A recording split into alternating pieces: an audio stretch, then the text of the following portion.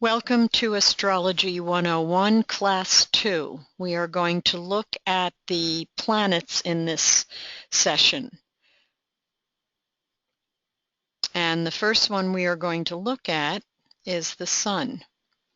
And the Sun rules Leo, and it rules the core sense of self, your essence, that inner sense of who you are and how you know yourself and who you know yourself to be. It's your energy level. And it's the focus of life when you're looking at the Sun in a chart. And you're looking at what house it's in, what sign it's in, and you're looking at what is this person's focus in this life. We'll look at houses in the next class, the next two classes, but for now we'll think about the Sun as being the focus, and it's the focus of you. And in the chart, it's the focus of what you're doing here and how you navigate this life. And it represents the center of things. You could call it the heart of things because it rules Leo and Leo rules the heart. The next planet is the Moon. The Moon rules Cancer. It rules the emotional body and the outer personality structure. It's what usually people first meet when they meet you. They meet your moon. They meet the sign the moon is in. And you can be, a person with a very different sun and a very different moon. And this means that the inner life and the outer personality structure don't always match up. Let's say if you have a sun, your sun is in Leo, and your moon is in, let's say, Pisces. So the Pisces moon, as we've looked at Pisces energy, it's very sensitive. It's very psychically and emotionally sensitive to its environment. And so you have this outer sensitivity and willingness to give and willingness to be of service. And then you've got this fiery Leo sun inside that likes to do things for itself, that likes to do things up in a big way.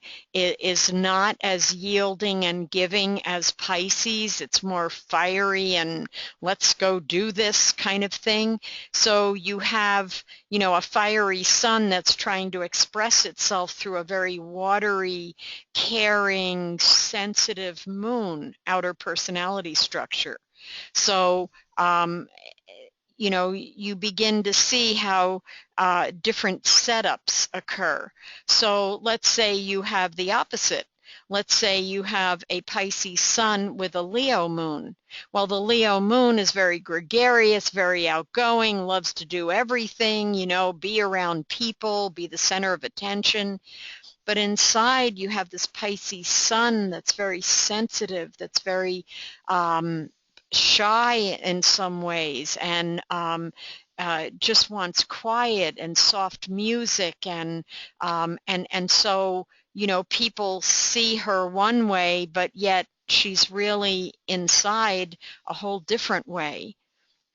And so you see that how that conflict in a way, or struggle happens.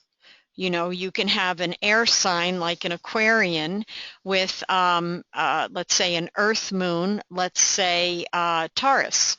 So you have this Taurus moon outer personality structure, and which is very practical, grounded, salt of the earth, likes good food, likes to plant seeds and flowers and grow things. And inside you have this Aquarian mind. You have this Aquarian mind that is, open to all different kinds of abstract thinking and different ways of doing things, and dressing in reds and purples, and hats in the summertime, and gloves in the summertime, and boots in the summertime, and scantily clad in the wintertime. They're just different.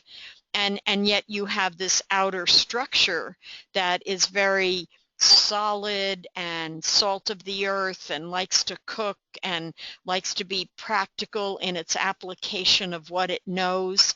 And so how does that person reconcile those two parts of themselves, or how do you reconcile that person when you meet them? You meet the Taurus, and then all of a sudden, after a while, you get to see this very different kind of being, this soul of this person who's, and I use that term soul loosely, just the center of this person, very different and rebellious and abstract.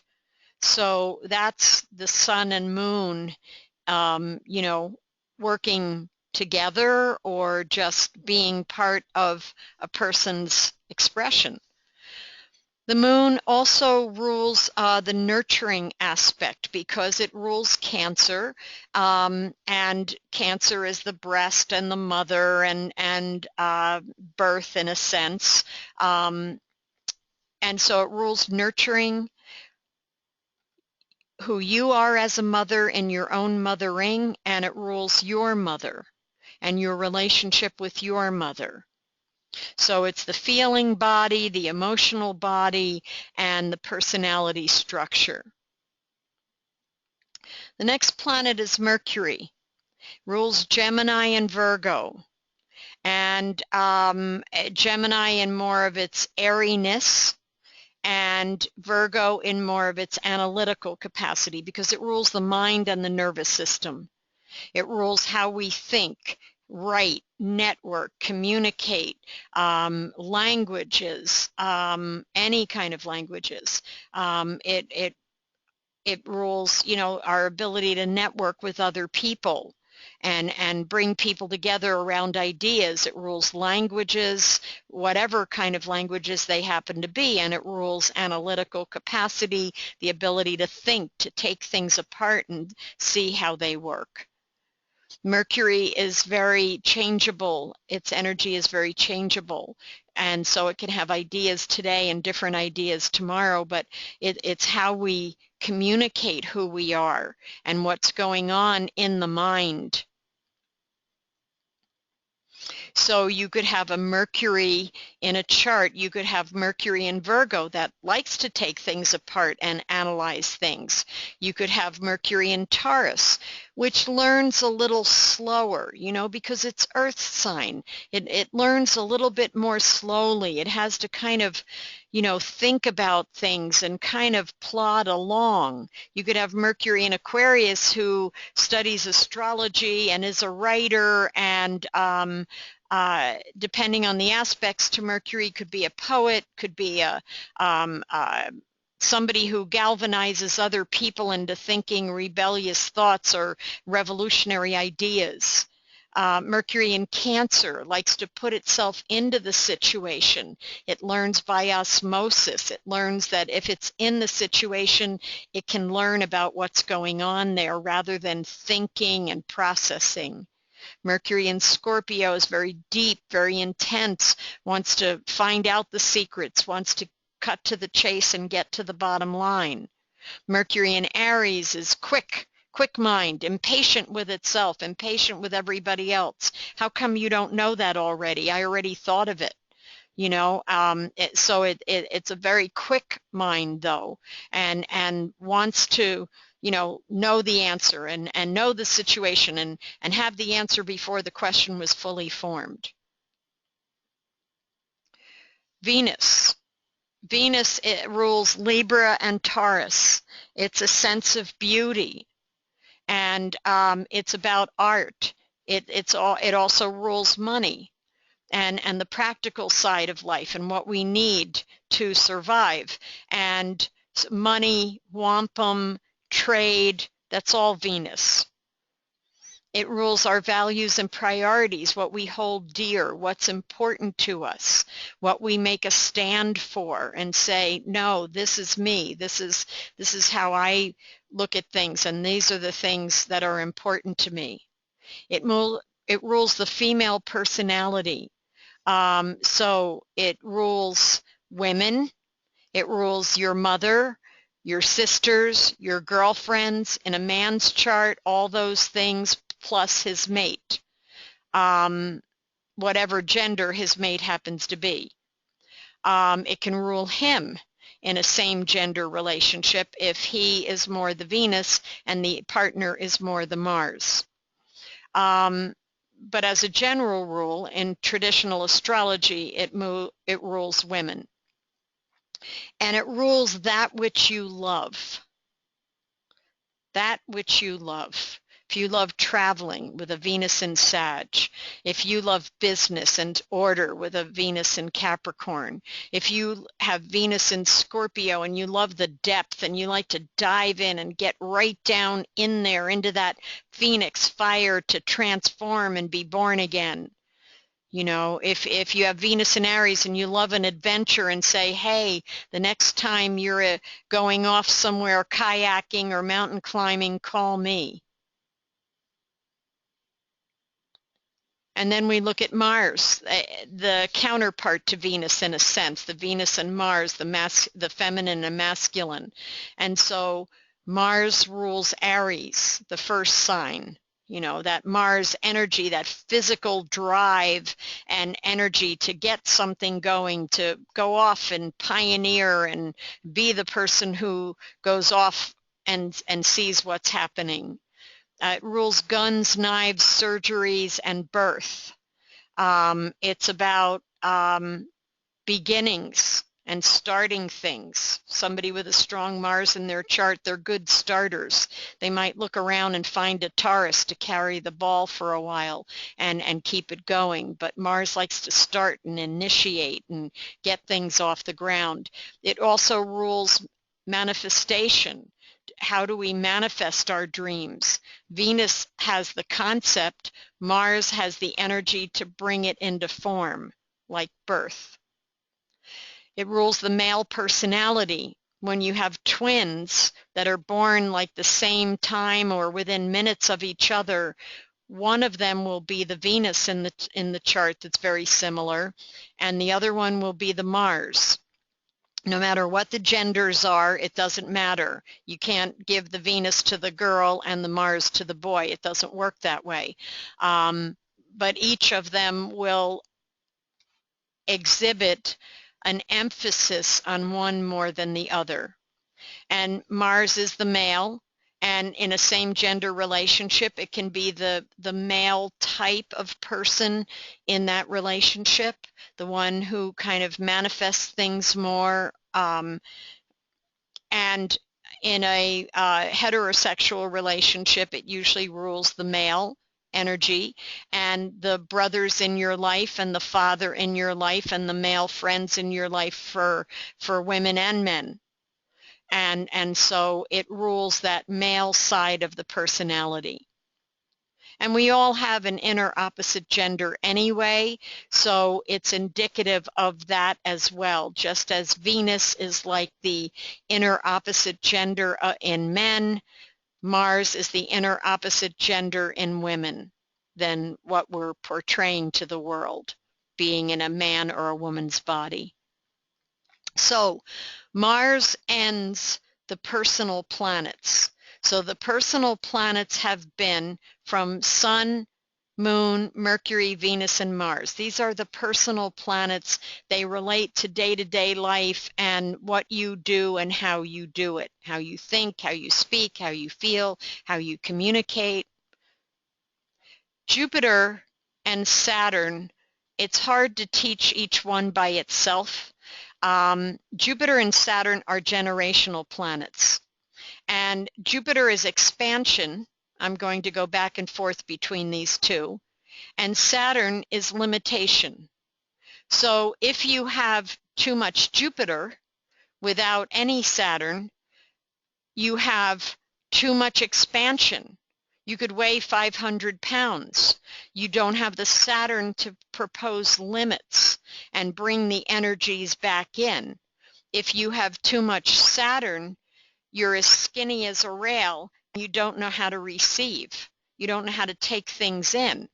And then you need some Jupiter to enjoy your life and to eat more and to experience joy in your life and enjoy what it is you're doing in this life.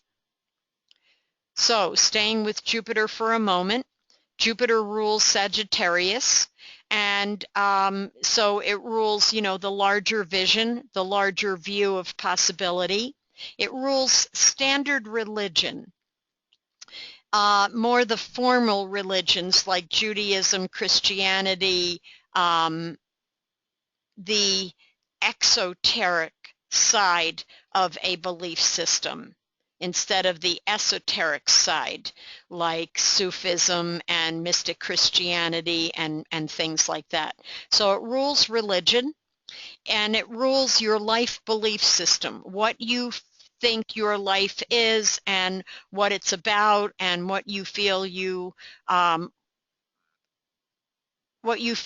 role is and what you need to do to make certain things happen in life. And and Saturn rules Capricorn. And so it's like the authority figure. It's like foundation. A little different than Taurus. Taurus builds foundation for the home and the life. Saturn builds foundation in business. And so, or Capricorn, either one. It rules limitations and responsibilities. Saturn knows in order to have a structure and meet its goals and become its own authority, that it has to be responsible for the steps it takes along the way. It rules the structure, the bones and teeth. Without a spine, an erect spine, we cannot be upright, vertical, and receive the energies from the cosmos through the top of our head, the crown chakra, without being upright. And so Jupiter without Saturn is a blob on the floor. Saturn without Jupiter is a stick. It's an upright spine with nothing else. So it rules the ability to be upright. It rules the ability to have structure in the body, the bones and teeth. And it rules they all rule kind of different organs in the body also. I know that Saturn rules the gallbladder besides the bones and teeth. And so it gives us that ability to be upright and human and face the world. Now, the next three planets are called the transcendental planets because they transcend the ordinary. They transcend the day-to-day livingness that humans involve themselves in. So the planet Uranus rules Aquarius, and it's the lightning bolt of change. It is the planet of change. It says, I'm going to come along and I'm going to show you what else can happen in a life, and in a flash, things are different. It's like being hit by a lightning bolt. And you suddenly realize that everything is shifted. It's kind of like walking down the street minding your own business, and you suddenly get hit by this lightning bolt and nothing's the same anymore. It's unexpected happenings, things that come out of left field, things that come to you through another person, and it's a gift. It's a major opportunity. Sometimes it's considered extremely auspicious. Sometimes it's just change. And huge freedom needs with the planet Uranus, the ability to do your own thing, hear the beat of a different drummer, make your own choices. It's very, in a sense, individualistic. Then we look at Neptune. Neptune rules Pisces, and it rules your spiritual beliefs, and it rules the fog and mist and veils of illusion. And you know, when you're walking in a fog, you can't see things as they really are. It's like you're looking through this fog, you're looking through this mist, you're looking through a veil of illusion, and things appear a certain way, but when the fog clears, you see what they really are. And so sometimes Neptune seems to create a fog around something, and then you kind of rent the veil and you see things for what they truly are. and that's the gift of Neptune. Um, it rules our spiritual beliefs, and sometimes we can go along and think, well, this is it, this is my spiritual path and I'm walking this. And for some people it's a lifetime endeavor, and it is the same spiritual path their whole life. But there's other people where it's kind of an eclectic spirituality, a more Uranian energy in there with Neptune, and things change, and you have certain spiritual beliefs, and then they shift a little bit, and you see that, well, maybe that's not exactly what was for me, and what's happening now is more clear. It's showing me my own spiritual clarity, and I'm having experiences that feel like this is more me.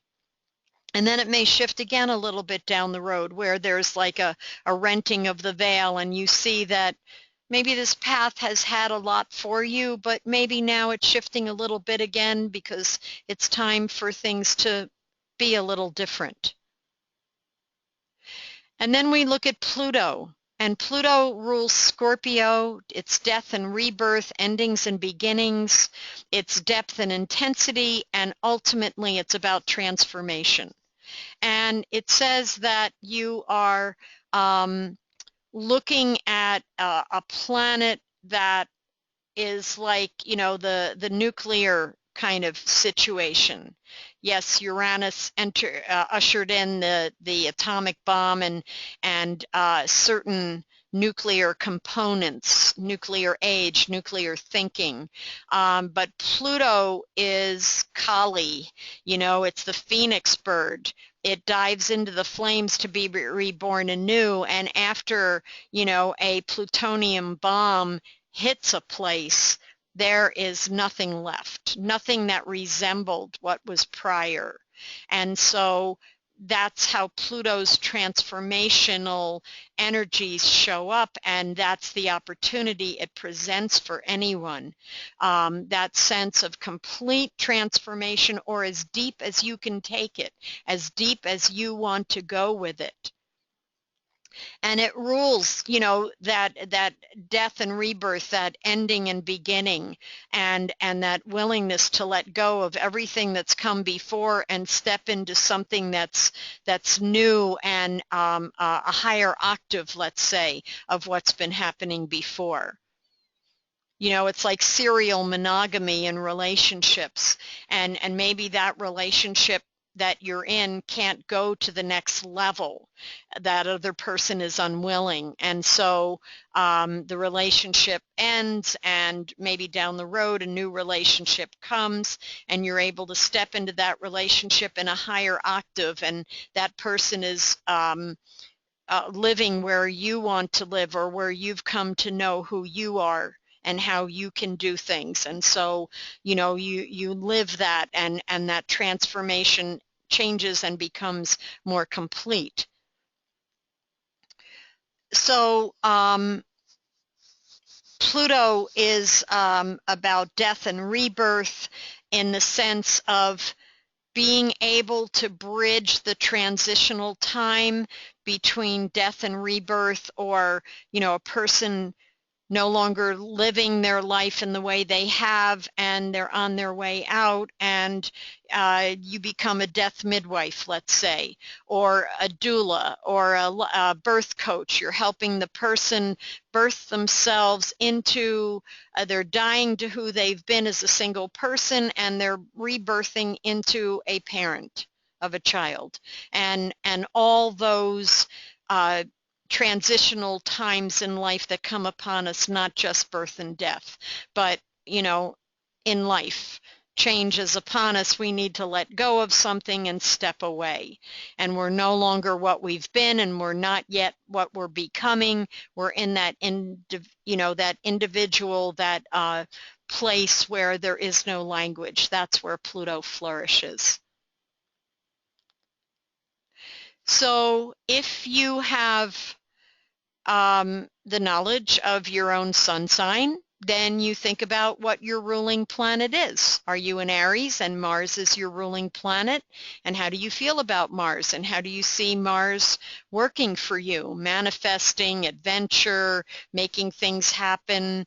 If you're a Libra, how do you see Venus in your life? You know, the love of beauty and color and form, and a love of relationships and doing things with other people, because Venus rules Libra.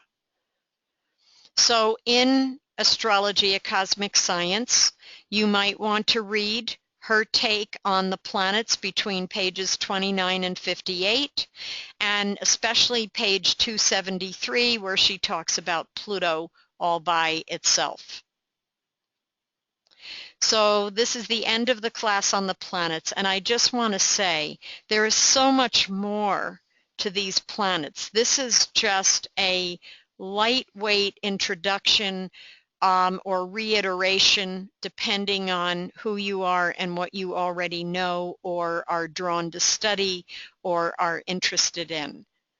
And there's so much more here, especially the signs and the houses of where these planets fall in your own individual chart, because it's always colored by that.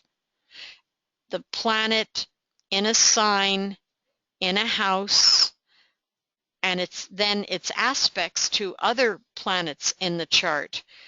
It all has a slight coloring.